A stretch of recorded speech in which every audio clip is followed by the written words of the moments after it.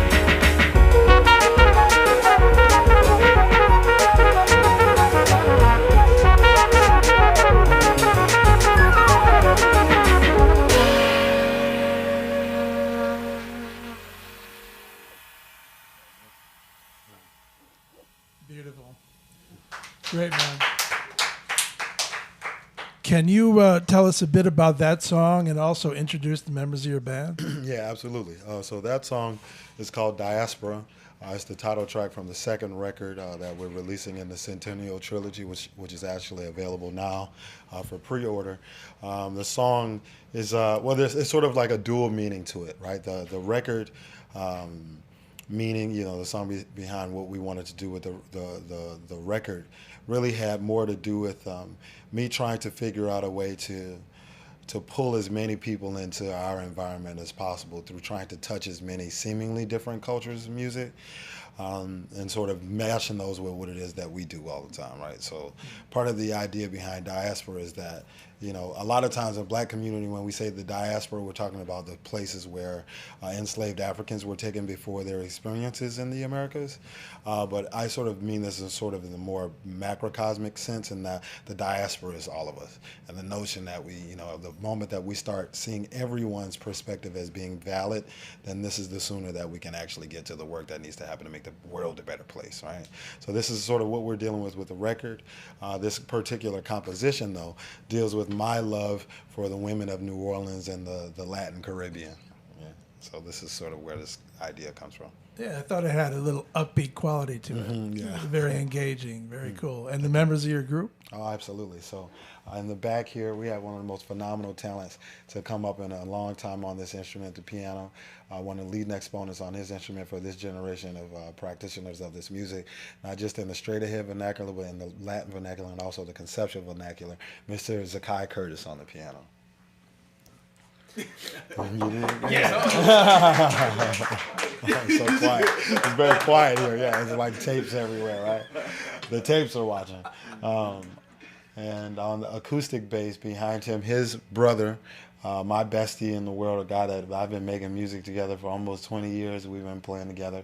We started our own record labels together when we were at Berkeley when we were 19 years old, and have essentially been doing this for that long together. But everything that I said about Zakai also applies to Luquez for his instrument. But today he's sporting the big acoustic bass. He's been playing baby bass all week, so it's good to see him at his old act. So a phenomenal talent, Mr. Luquez Curtis on the bass. On the drums, a guy that it's funny because he started working with us when he was really young, like 17 years old or something like that, 17 to 18 years old. Now, mind you, that's over a decade ago now, right?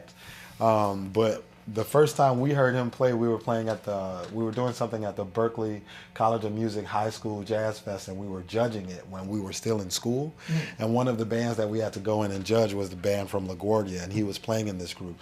So after he played with the group, all of the older musicians in town had kept saying that Marcus was going to be the last great jazz drummer. We kept hearing that all the time. So when we went in, we heard him play. He was like 17 years old. We can understand exactly why they were saying that, because of the acumen that he's built and his sound, his touch, his complete approach to playing the instrument. So we asked him if he hang out with us, and then we ended up playing that day, and then the rest of it was history, really. So we spent a little time together, in 2007 through maybe 2009, maybe playing a lot more together. And this is actually his first time playing with the group in a very, very long time, about a decade actually. So we were glad to have him back here. Yeah. And then Marcus Gilmore on the drums. Sorry, Marcus Gilmore. And then last but never least, we have the lady and the baby of the band on the flute. Elena's been with us for maybe 3 years now. I realized that I had to sort of shift what I was doing with my music when she joined the band once I heard her voice.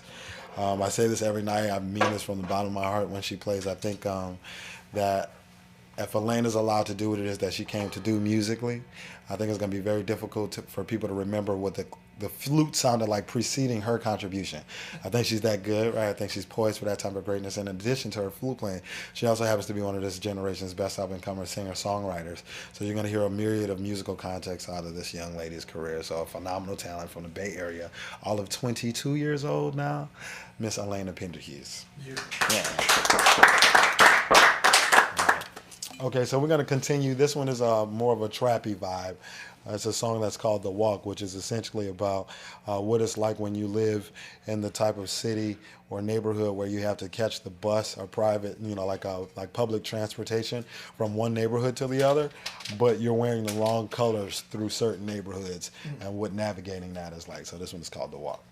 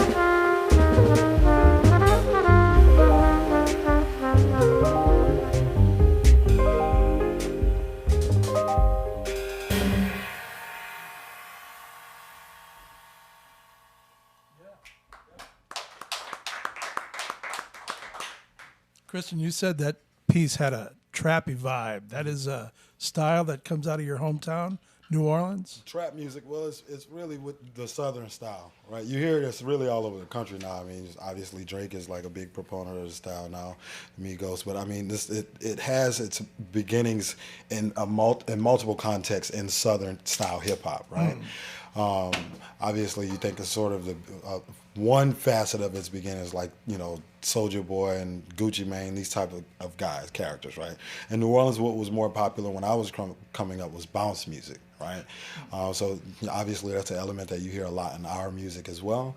But this was our sort of take and adaptation on that similar type of vibe and tropes, but with improvising happening over it essentially.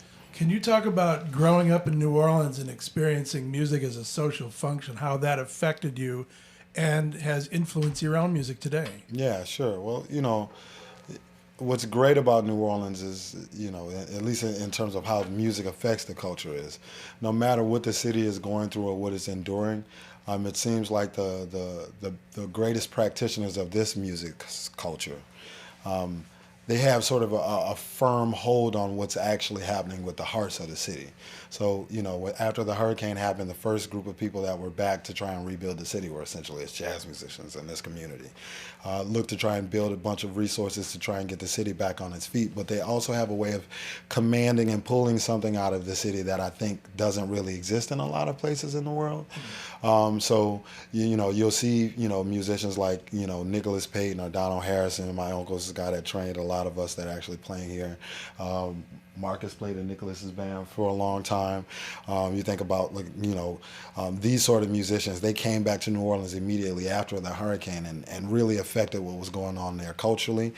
Started to raise another generation of young musicians as well, which obviously is going to impact the heart of the city when they can see that there's actually a legitimate future that's being invested in there. So as an adult, this is sort of what I see more when I go back now. Growing up there, though, this was, the idea was very different. There's like a collective cultural memory that existed in New Orleans that I think is very different than the rest of the country as well, which is sort of why the spirit of the music I think is so palpable in that environment. So, this is what I grew up with, what I grew up around. Like my first teachers were people like Clyde Kirk Jr., Doc Cheatham, which are some of the original practitioners of this music and that played at a very high level. So you would see them in every environment, right? It wouldn't just be at a gig like that. If there was a funeral, they were always around what was happening there. They were with the children in the neighborhood. I can't tell you how many times I got like spankings or like, maybe like yum yum bread with rum in it and all this stuff from all of these great musicians. So there was always like this familiar sort of relatedness and kindredness that happens between the culture of musicians and the people in the community. So a lot of what we're trying to do musically now is to sort of recreate that, but on a much larger scale, right? So you're part of the continuum. Yeah, absolutely. They call what we do stretch music, right? Like obviously we've adopted that and started to use that, but essentially it's like second century jazz, right? It just had the chance to sort of reacculturate all of these forms that have grown out of the first century of jazz back into it. Right? Cool. Let's hear some more. Yeah, absolutely. So we're going to play one last one for you guys. This one is called The Last Chieftain, and it's essentially a song that's written about my grandfather. My granddad's a guy named Donald Harrison Sr. He's the only man to be a chieftain of 4 different tribes of black Indians, Afro-Native Americans in Louisiana. My uncle has been chief for a long time. I have a cousin that's chief as well, and I was just coronated this year as well. So there's a line of chiefs in my family, and so I wanted to make a song that sort of commemorated that lineage, but that also dealt with what made that style of chiefdom in New Orleans such a beautiful thing, and how he was able to combine these tribes that had essentially been, in some levels, warring since the beginning of the culture, right?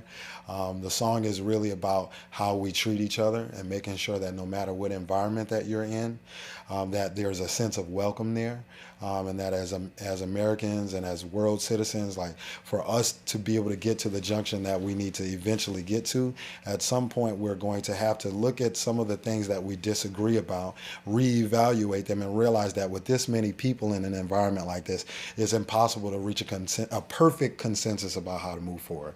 But if we can actually take the moment to listen to each other and reevaluate our thinking a little bit, we can find some common ground that will help us be able to create the types of realities that we want for our children at some point.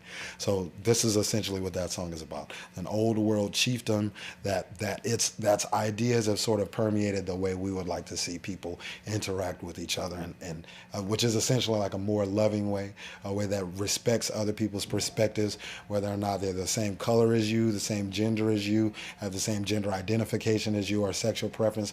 All of these things we kind of need to get rid of, I think. I think if we take the moment to actually start to illuminate the sameness between seemingly disparate groups of people, then we'll ultimately find a better way to walk forward hand in hand, and that's what the song is about. Cool. All right. Doom, doom, doom, doom, doom, right in. Yeah. Zakai, you want to play on it? Whatever you want. Yeah. So you play on it. You play on it. Yeah. I'd like you to play on it. All right. So you play. Yeah. And then you play Zakai, and then I'll play on the end. Right. Give the Q and then A L. Right. 1, 2, 3, 4, 5, 6.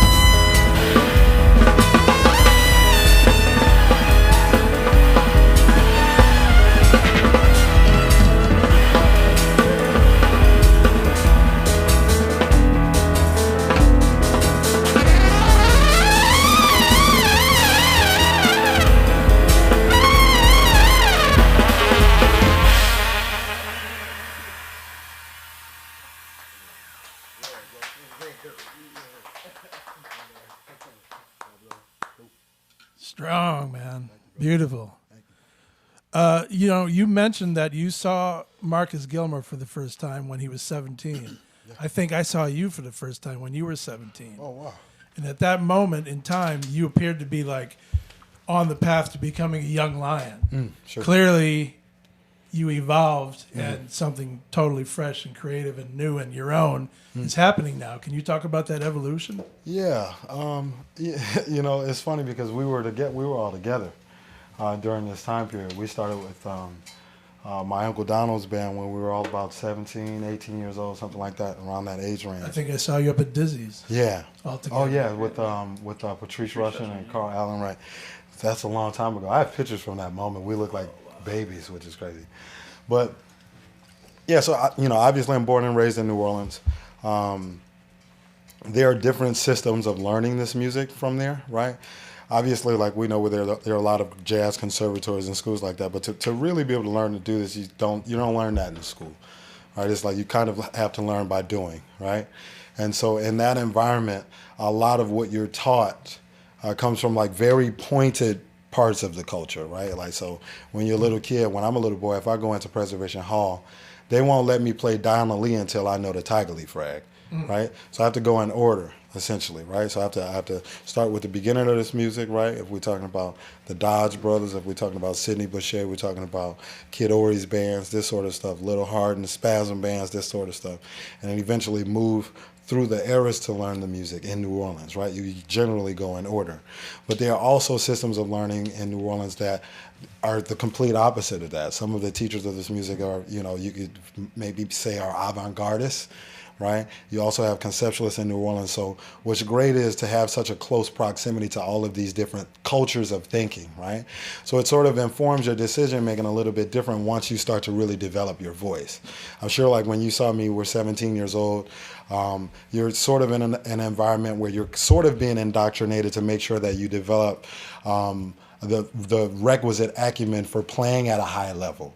So they say, okay, someone's going to tell you if you play the trumpet, you need to listen to Louis Armstrong, you need to check out Dizzy Gillespie, you need to check out Miles Davis and Clifford Brown and these guys to make sure that where you're coming from in terms of the vernacular that you are developing in terms of your approach to improvising, also the nuanced things that you develop, like learning how to doodle tongue and feign phrases and use the temperature of your air to rub the horn different, all these sort of things come from very specific cultural spaces in this music. But once you've developed those things, then you have a choice, right? You can either create music that sort of falls into that vein, or you can go out and search for new terrain, right? In jazz, there's a sort of strange sort of duality to it in that there are some people that have sort of accepted this idea or this notion that that the actual tradition in this music is to sound like what happened in the past. Like the tradition in this music is to sort of pantomime the way of playing of like a Kid Ory or a Little Hard and these sort of folks, right? I sort of believe the notion of philosophy that the actual tradition in this music is to constantly search for new landscapes, new vernacular, new modes of operating and way of approaching the music, right? So I can take the acumen that I developed from learning the music in those environments, but in order to find something new, I have to be open, right? I think we sort of accepted this idea that the best jazz has already happened, right? I think a lot of people hold that idea and don't realize that they hold that idea. And so a lot of what it is that we're doing is trying to create an environment where we're reevaluating our relationship with the listener so that we can create a sound that essentially addresses this misnomer about our culture of music. Well, you began establishing your own voice with your first record in 2006. Rewind that. 2007 Anthem, you were addressing some political issues. Sure. That's been a part of your music all along. Sure. You're one of a handful of young musicians on the scene today that do not shy away from addressing political, social issues. Sure. Why is that important for you? Well, I think there are a lot of answers to that. I come from an environment where people have had a hard time historically, right? Food insecurity is an issue where I'm from, right? People being undereducated so they can be a labor class is an issue where I'm from, right? So I feel like if I'm given an opportunity to speak on the things that I see, I take it very serious having this opportunity, right? I don't sort of take that lightly, like I'm just gonna say anything that comes to mind, but there are legitimate issues that affect the people of my community. There are legitimate issues that affect us as a macrocosmic culture, what's going on in the United States, and there are world issues. Like we're traveling on the road maybe 8 to 9 months out of the year. So as much as I see myself as an American, I also see myself as a world citizen. And a lot of what's going on in a lot of places, really, people are enduring really hard things. And I think one of the sentiments that I see a lot is that you have people that are enduring really, really terrible and hard and daunting things, and they feel like people don't actually acknowledge their perspectives or care that they're enduring those things. So we try to address that stuff as much as possible in our music, you know. I try not to say specifically what people should feel in an environment. Like, obviously, I have some pretty charged compositions, like Ku Klux Police Department or The Last Broken Heart, which is about, like, Proposition 8, you know, a few years ago, and when that was going on in California, to Angola, Louisiana, the 13th Amendment. So these are pretty charged things that we're speaking about, but I don't like to browbeat people with what they should think specifically. I think it's better for us to raise the issue. Obviously, what we do musically is an abstraction, right? I'd like for the improvisers to be thinking of these things when they're actually making the music, because you want to be able to sort of channel that energy. But ultimately, what people are going to think about those moments is it's really going to be up to them. It's really just important to us that they do think about them. Right? So this is essentially what we're trying to do and looking to do in this music. But it has to be important now, because there are too many people that are going through too many hard things without people that don't look like them or don't come from their culture, or that might not be from their cult or religious purview or sexual preference, and they're being ignored by their brothers and sisters. And this is partly why, you know, it's difficult for us to move into the next junction as a people, is because we keep fracturing in these little small sects of tribalism, right? And say, well, I don't agree with you fully, so therefore what you're saying must not be valid, right? So we need to get past that, and that's why we do what we do. Cool. One final question. This is an incredibly fertile period for you creatively. You are releasing 3 albums in this year. Talk about your idea behind that, the concept of putting out so much in one period. Well, I used to get in trouble, actually, you know, because we go into the studio and we make way too much music, right? And, you know, and the label sometimes would be like, what are we going to do with all of this music? But what's great is that now we own our own environment where we make records as a partner with Rope-A-Dope, and we have our own app company, so we can disseminate music in this way as well, you know. But, you know, I think a lot of it has to do with how well the band is trained. What's great is, like, this moment is really cool because it's sort of like a reunion. It's like a hybrid of our newer environment and also like the band. Like, this was actually the rhythm section maybe 12 years ago, right? So to get a chance to like play with my brothers is always obviously incredible. But the environments of how we make music is a little bit different. Like the culture of making a lot of content started with them, but now with this band, I think it's kind of grown to a completely new level. So it's like we may have 4 or 5 days in the studio, but we can bang out 70 tracks in like 4 or 5 days. Right, so it becomes about us trying to find the right program and sort of structure the music, which can be sort of difficult and sometimes because we're making so much music. But in terms of the Centennial Trilogy specifically, you know, we wanted to take the moment to commemorate the 100th anniversary of this music history. Obviously, giving the nod to the past legends in this music is really important to us because their perspectives are still valid, right? The things that Nina Simone spoke about in 1965, they still exist, right? So obviously these perspectives can't be ignored. But like I said before, part of what we do is about reevaluation. So we have to figure out what's the best way to communicate the things that she was trying to communicate to people, right? It may not be a statement in this generation. It may be posing the right question musically, right? So that sort of reevaluation is sort of what we're on. And so the Centennial Trilogy essentially is trying to assess all of those things and trying to solve those things all in one document, right? One document that's 3 documents. So you have the first record, Ruler Rebel, which is who you are listening to. The music in this record sort of points higher, so more closely to like what my identity politics are, the types of music that I find interesting, what I listen to in my personal time, right? Like obviously I like trap music, I like bounce music. I came from the Black Indian community in New Orleans, so this is a part of my musical diet that I love and want to project. So that's all on Ruler Rebel. Then the second record is called Diaspora, which essentially features this young lady.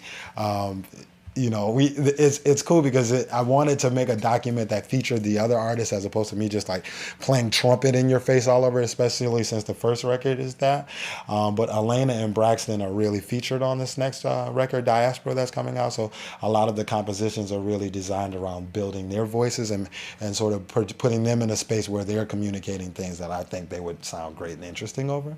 But it essentially stretches the music a bit further. So it's like less like American music that's being incorporated in that, and more stuff that's coming out of like the Latin Caribbean or like Nordic pop music or alt rock music and these sort of things.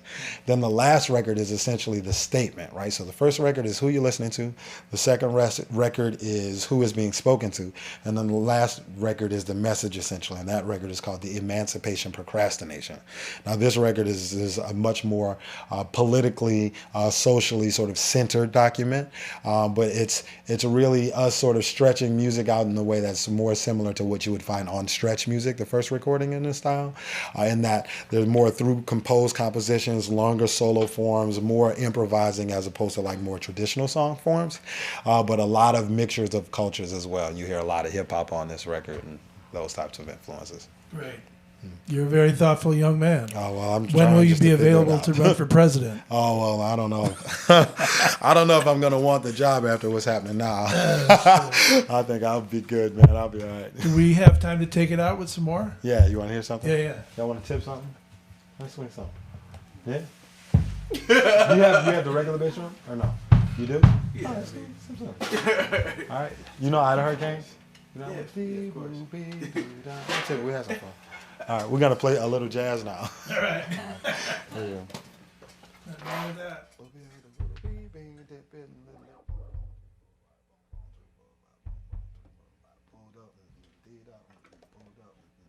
Both times. Okay. That's why I sang it. That's what. Yeah, Okay. Cool. yeah, both times. All right, here we go.